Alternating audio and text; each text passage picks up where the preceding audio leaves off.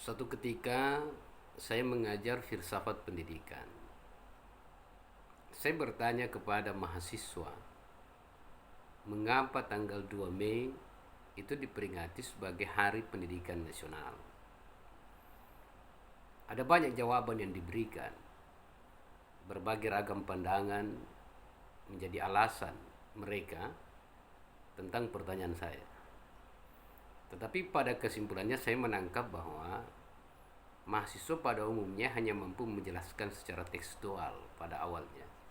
Tetapi ada satu hal yang sesungguhnya yang menjadi hakikat atau ada nilai yang tersembunyi yang seharusnya mereka pahami.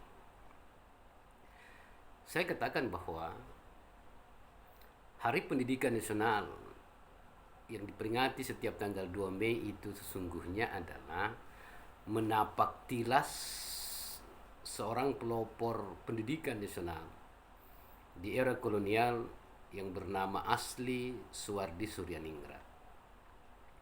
Lalu kemudian kita kenal dengan nama Ki Hajar Dewantara. Ki Hajar Dewantara itu bukan nama. Sesungguhnya itu merupakan gelar penghormatan kepada Suwardi Suryaningrat. Apa makna Ki Hajar Dewantara? Ki Hajar itu bermakna guru sungguhnya. Kemudian Dewantara itu berarti dewa dan antara. Jadi kalau dipanjangkan antara Tuhan dengan manusia itu ada perantaranya. Perantaranya itulah Ki Hajar. Ki Hajar itu sendiri adalah guru. Lalu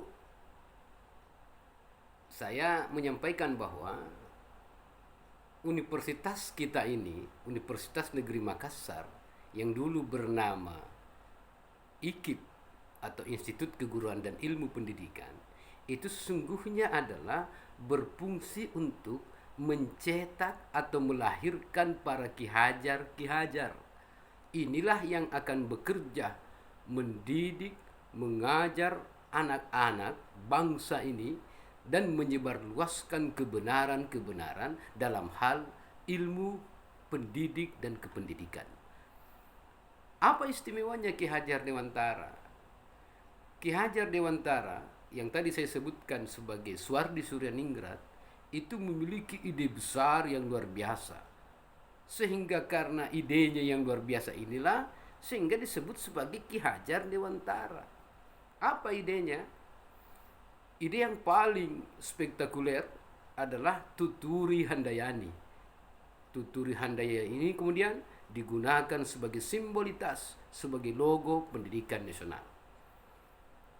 Secara lengkap, itu Tuturi Handayani itu ada kata yang mengikuti, ada kalimat yang mengikuti.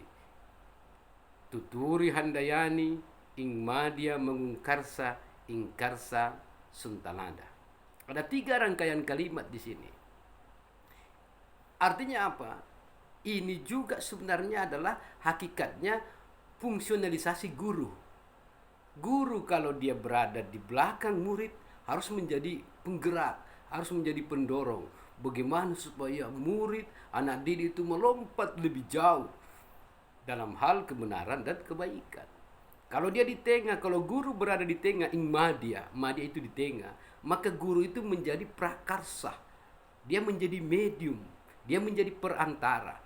Jika dia di depan, ingarsa suntalada, kalau dia berada di depan, maka guru harus menjadi contoh, menjadi teladan, menjadi satu sosok profil yang bisa dijadikan teladan oleh murid-muridnya. Itulah hebatnya guru. Makanya dahsyatnya Tuturi Handaya ini kemudian dipakai menjadi simbol. Ide lain tentang metodologi pendidikan yang diajarkan oleh Ki Hajar Dewantara itu adalah tentang sistem ahmong. Jadi pendidikan ini mengayomi, guru ini harus mengayomi, memangku anak. Dikenal dengan trilogi pendidikan yang biasa kita sebut dengan asa, asi, asuh. Jadi bagaimana seorang guru mengasah anak, mengasihi anak, mengasuh anak. Jadi biasa dalam istilah ini disebut dengan care education based on love. Jadi bagaimana mencintai dan merawat anak penuh dengan cinta dan kasih sayang. Ini kan hebat, begitu hebatnya Ki Hajar Dewantara, sehingga atas ide besarnya ini maka negara atau republik ini mengapresiasi Ki Hajar Dewantara dan menjadikan tanggal lahirnya sebagai Hari Pendidikan Nasional atau sebagai momentum lahirnya pendidikan nasional. Oleh karena itu, pada kesimpulannya bahwa intisari daripada Ki Hajar Dewantara adalah Ki Hajar sendiri atau guru itu sendiri. Bagaimana supaya guru bisa menjadi perantara yang baik antara Tuhan dengan manusia. Guru bisa menjadi representasi yang indah antara manusia dengan Tuhannya.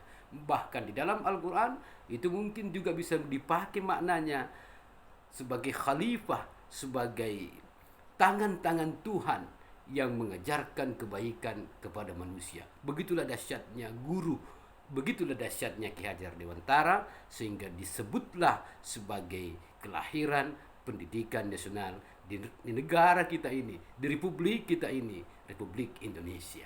Itulah hakikat yang harus dipahami sebagai calon guru, mahasiswa calon guru, bahwa kita harus menjadi Ki Hajar. Dan kalau kita menjadi Ki Hajar, jadilah Anda sebagai dewantara, sebagai perantara yang baik antara manusia dengan Tuhan. Insya Allah, jika kita bisa menjadi perantara yang baik antara manusia dengan Tuhan, Allah akan pasti juga mengapresiasi guru ini, mengapresiasi dosen ini, dan menjadikan amal kebaikan ini sebagai amalan yang besar, amal jariah yang tak terputus. Dan insya Allah Allah pasti akan mengapresiasi guru, mengapresiasi dosen. Selamat